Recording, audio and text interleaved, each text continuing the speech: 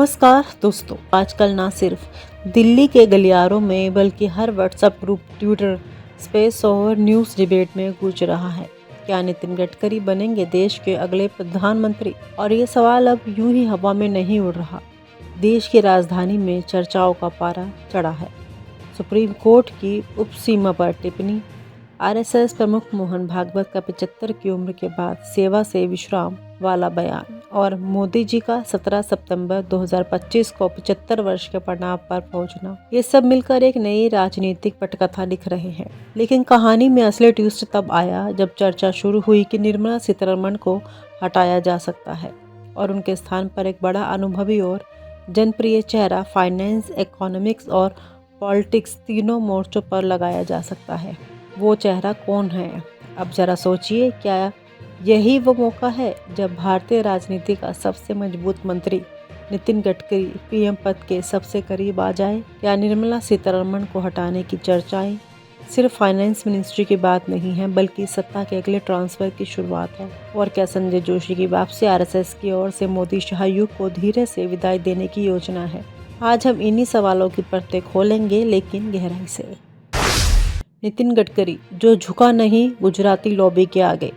अगर भारतीय राजनीति में एक नाम ऐसा है जो सरकार में रहकर भी सरकार के विरोध में बोलता है, जो मंत्री रहते हुए भी मंत्रिपरिषद की चाटुकारिता से दूर रहता है, तो वो है नितिन जयराम गडकरी। और जो बात उन्हें सबसे अलग करती है वो ये है कि वो मोदी शाह की गुजराती लॉबी के सामने नहीं झुकते। 2009 में जब नितिन गडकरी को भाजपा का राष्ट्रीय अध्यक्ष बनाया गया, तब पार्टी हार के दौर में थी। कांग्रेस दोबारा सत्ता में आ चुकी थी और भाजपा का संगठन अस्त व्यस्त। लेकिन गडकरी ने नई सोच, नई टीम और ज़मीनी कार्यकर्ताओं की कदर करके बीजेपी को फिर से खड़ा किया। उनके कार्यकाल में पहली बार युवा मोर्चा, महिला मोर्चा और ओबीसी फ्रंट को संगठन में समान भागीदारी मिली। उन्होंने तब भी नरेंद्र मोदी को प्रधानमंत्री पद का चेहरा बनाने का विरोध किया था, क्योंकि वे मानते थे कि बीजेपी को व्यक्ति आधारित नहीं, संगठन आधारित होना चाहिए। गडकरी की यूएसपी काम बोलता है, प्रचार नहीं। जब नितिन गडकरी सड़क परिवहन मंत्री बने तो देश के हाईवे सिस्टम की हालात गड्ढों जैसी थी, यानी भरोसा नहीं किया जा सकता था। लेकिन आज भारत में 27 किलोमीटर प्रतिदिन के हिसाब से हाईवे बनते हैं। दिल्ली मुंबई एक्सप्रेसवे, पूर्वांचल एक्सप्रेसवे और सड़क संपर्क क्रांति में गडकरी का योगदान ऐतिहासिक है। उन्होंने पीपीपी मॉडल को ज़मीनी स्तर पर उतारा और toll tax, e-way bill, green hydrogen जैसे इनोवेशन को भी बढ़ावा दिया। और ये सब उन्होंने किया बिना पीएमओ की चमचागिरी के।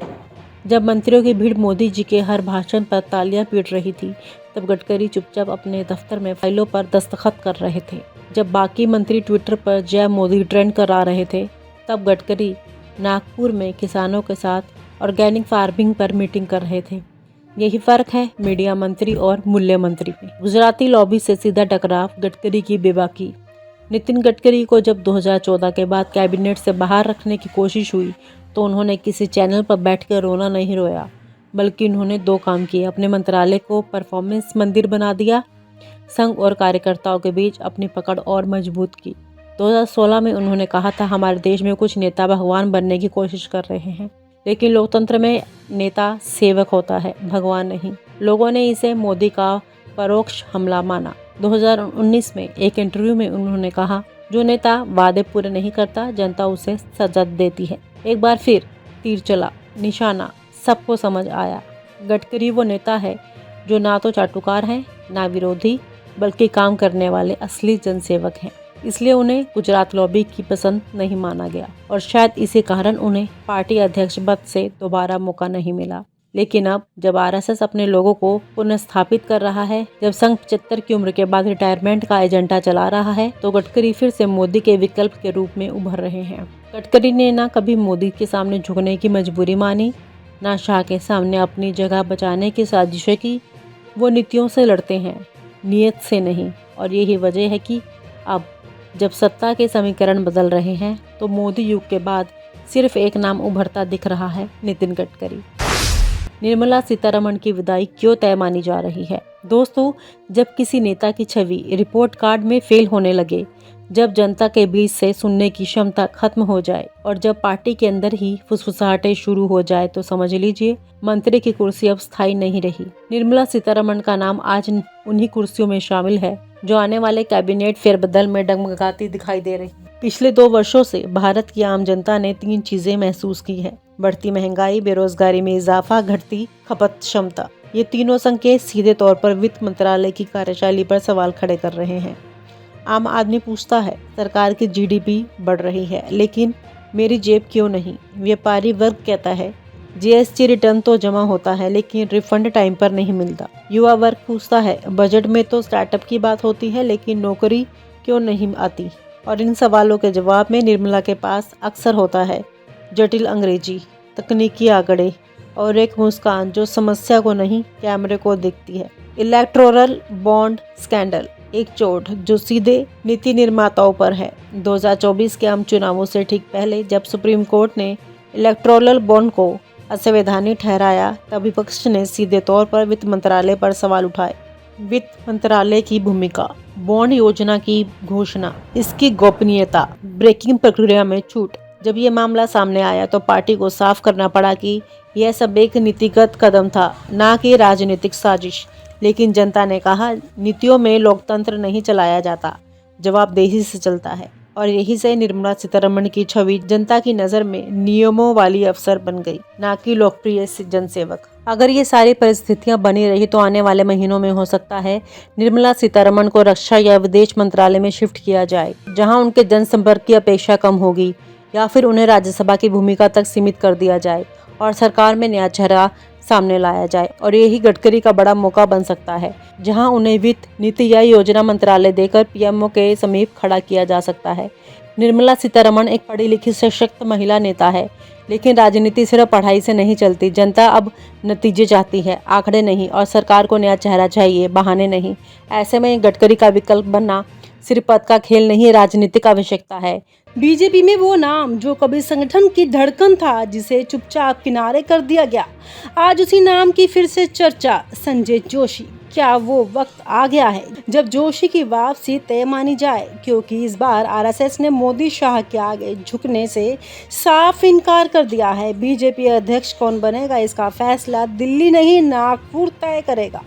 नमस्कार दोस्तों, आप देख रहे हैं राजनीति के उस मंच की परतें जो आम जनता से छुपाई जाती हैं, लेकिन आज हम उन परतों को आपके सामने खोलने जा रहे हैं। बीजेपी में इन दिनों बदलाव की सरगर्मियां चरम पर है। हर कोई जानता है कि बीजेपी का अध्यक्ष कौन बनेगा। यही सवाल पूरे देश के राजनीति में तैर रहा है, पर असली खेल पर्दे के पीछे चल रहा है। और इस खेल का सबसे दिलचस्प हिस्सा है संजय जोशी का नाम, एक ऐसा नाम जिसे मोदी युग में लगभग मिटा ही दिया गया था, जिसने आज वो नाम फिर से चर्चा पे है।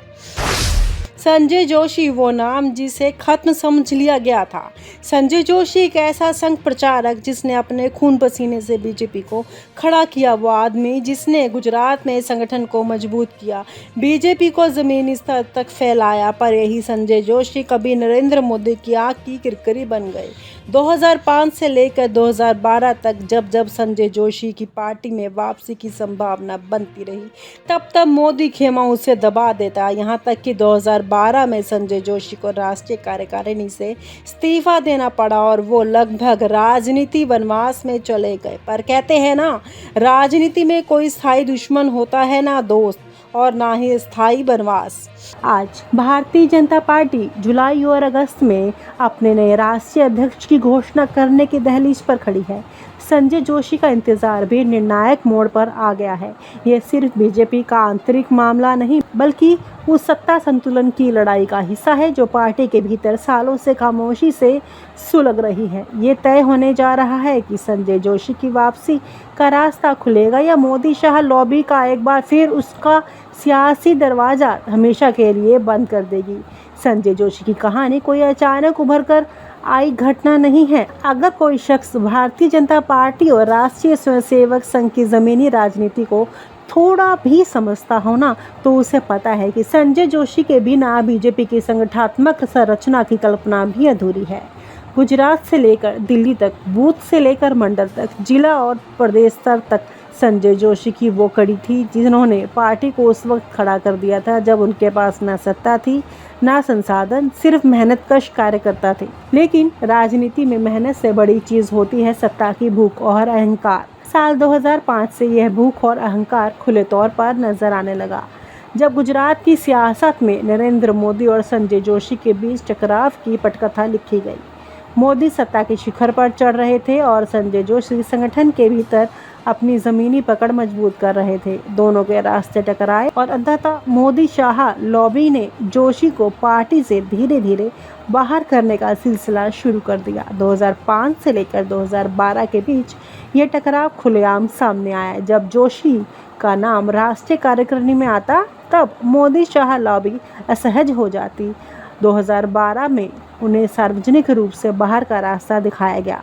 हालांकि पार्टी के मंच से जोशी को हटाया गया, लेकिन उनके कार्यकर्ता, समर्थक और संघ के भीतर उनकी स्वीकार्यता कम नहीं हुई। संजय जोशी भले ही पर्दे से दूर चले गए, लेकिन वो पूरी तरह से गायब नहीं हुए। बीजेपी में मोदी शाह लॉबी अच्छी तरह जानती है कि अगर संजय जोशी वापस आते हैं तो संगठन की जड़ें उनके हाथ में जाएंगी। वो नेता नहीं हैं, वो सिर्फ भाषण देते हैं। जोशी संगठन चलाते हैं, कार्यकर्ता तैयार करते हैं और पार्टी की रीढ़ मजबूत करते हैं। यही वजह है कि पिछले एक दशक में मोदी शाह लॉबी ने हर बार उनकी वापसी की कोशिश को धकेल दिया और यही वजह है कि आज जब बीजेपी में बदलाव की गूंज सुनाई दे रही है तो मोदी शाह लॉबी फिर सक्रिय हो गई है। 2024 का लोकसभा चुनाव बीजेपी के लिए वैसा नहीं रहा जैसा मोदी शाह ने सोचा था। न मोदी लहर चली, न शाह की राजनीति ने कमाल दिखाया। जमीनी कार्यकर्ता नाखुश हैं, संघ अंदर ही अंदर नाराज है और पार्टी का संगठनात्मक ढांचा ढहता जा रहा है। ऐसे में संघ का दबाव बढ़ रहा है कि संगठन के असली जानकार, पुराने अनुभवी चेहरे वापस लाए जाएं। इसी कड़ी में संजय जोशी का नाम फिर से तेजी से चर्चा में आया है। संघ अच्छी तरह समझता है कि जोशी जैसे नेता न केवल पार्टी को जमीन पर मजबूत कर सकते हैं बल्कि कार्यकर्ताओं का खोया हुआ भरोसा भी लौटा सकते हैं। यही कारण है कि जुलाई अगस्त में जब बीजेपी अध्यक्ष का नाम तय होना है, संजय जोशी की वापसी की संभावना भी उसी के साथ जुड़ गई है। लेकिन ये इतना आसान नहीं है क्योंकि मोदी शाह लॉबी के लिए जोशी सिर्फ एक संगठनकर्ता नहीं बल्कि सत्ता में उनके एकाधिकार को चुनौती देने वाला चेहरा है। मोदी और शाह अच्छी तरह जानते हैं कि संजय जोशी की वापसी का मतलब है संघ का प्रभाव बढ़ना, कार्यकर्ताओं की आवाज़ मजबूत होना और संगठन पर उनका एक तरफा नियंत्रण कमजोर पड़ना। यही वजह है कि उनकी लॉबी हर स्तर पर प्रयास कर रही है कि चाहे कोई भी नया अध्यक्ष बने लेकिन वो संजय जोशी की वापसी का दरवाज़ा हमेशा के लिए बंद रखें। लेकिन राजनीति में कभी कभी परिस्थितियां नेताओं से बड़ी हो जाती हैं। 2024 के कमज़ोर चुनाव नतीजों ने बीजेपी की चमक फीकी कर दी है। राज्यों में हार, संगठन में बिखराव और कार्यकर्ताओं की नाराजगी ने पार्टी नेतृत्व को सोचने पर मजबूर कर दिया है। ऐसे माहौल के लिए संजय जोशी जैसा अनुभवी जमीनी नेता ही विकल्प नजर आ रहा है। संजय जोशी भी समझते हैं कि ये उनके लिए आखिरी मौका है। वो चुपचाप नहीं बैठे हैं। संघ के सीनियर नेताओं से उनकी बातचीत जारी है। पुराने कार्यकर्ताओं से संपर्क तेज हो गया है। प्रदेश स्तर पर उनके समर्थक फिर से सक्रिय हैं। जोशी जानते हैं कि राजनीति में मौके बार बार नहीं मिलते। यही वजह है कि इस बार उन्होंने भी अब नहीं तो कभी नहीं वाली रणनीति अपना ली है। बीजेपी अध्यक्ष का नाम तय होते ही संजय जोशी की वापसी या स्थायी विदाई पर अंतिम मोहर लगेगी। अगर संघ अपनी पसंद का अध्यक्ष बनाने में कामयाब रहा तो जोशी की वापसी की राह खुल सकती है और अगर मोदी शाह लॉबी अपनी पसंद का अध्यक्ष बैठा पाई तो संजय जोशी का राजनीतिक वनवास स्थायी हो जाएगा। ये लड़ाई सिर्फ जोशी की वापसी की नहीं बल्कि बीजेपी के भीतर संघ बनाम सत्ता केंद्रित लॉबी की लड़ाई है। संघ चाहता है कि पार्टी संगठन से चले, जमीनी कार्यकर्ता की अहमियत बढ़े, जबकि मोदी शाह लॉबी चाहती है कि पार्टी सिर्फ उनके चेहरे और उनके फैसलों पर चले। इस सत्ता संघर्ष में संजय जोशी की वापसी एक निर्णायक मोड़ साबित हो सकती है। बीजेपी के भीतर यह भी साफ दिख रहा है कि दो खेमे खुलकर सक्रिय हैं। एक खेमा पूरी ताकत से संजय जोशी की वापसी का समर्थन कर रहा है। उनका मानना है कि अगर पार्टी को जमीनी स्तर पर मजबूत करना है, 2027 का यूपी चुनाव जीतना है तो 2029 में केंद्र की सत्ता बरकरार रखनी है तो संगठन का पुराना अनुभव वापस लाना ही होगा। वहीं दूसरा खेमा जो मोदी शाह लॉबी का हिस्सा है, हर संभव कोशिश कर रहा है कि संजय जोशी पार्टी में ना लौटे। उनके लिए जोशी की वापसी सिर्फ संगठन की मजबूती नहीं बल्कि सत्ता के भीतर शक्ति संतुलन बदलने का खतरा है। यही वजह है कि पार्टी अध्यक्ष चयन की पूरी प्रक्रिया पर लॉबी की पैनी नज़र है। राजनीति में बहुत कुछ अनकहा होता है, बहुत कुछ पर्दे के पीछे चलता है, लेकिन जुलाई और अगस्त के महीने में पर्दे के पीछे का खेल खुले में आ जाएगा। बीजेपी अध्यक्ष का नाम तय होते ही साफ हो जाएगा कि संघ ने बाजी मारी या मोदी शाह लॉबी ने अपनी पकड़ कायम रखी, और इसी के साथ तय हो जाएगा कि संजय जोशी भारतीय राजनीति में फिर से लौटेंगे या हमेशा के लिए किनारे कर दिए जाएंगे। सवाल ये है कि क्या संजय जोशी की वापसी बीजेपी को वो पुराना संगठनात्मक दमखम लौटा सकती है जो कभी पार्टी की पहचान हुआ करता था, या फिर मोदी शाह की सत्ता केंद्रित राजनीति पार्टी को और ज़्यादा कार्यकर्ता विहीन बना देगी। क्या ये संघ इस बात अपनी बात मनवा पाएगा या पूरी तरह मोदी शाह के हाथ में ही रहेगी? जवाब बस कुछ ही हफ्तों में मिल जाएगा। संजय जोशी के लिए यह आखिरी इंतज़ार है। अगर इस बार मौका नहीं मिला तो उनकी वापसी की कहानी इतिहास बनकर रह जाएगी, और अगर मिले तो भारतीय राजनीति में एक बार फिर से सत्ता और संगठन की टकराहट देखने को मिलेगी। और आप हमसे जुड़े रहने के लिए सब्सक्राइब करें YouTube पर, फॉलो करें Twitter पर और लाइक करें Facebook पर। और ज्यादा जानकारी के लिए आपको टाइप करना होगा सिर्फ न्यूज़ नशा।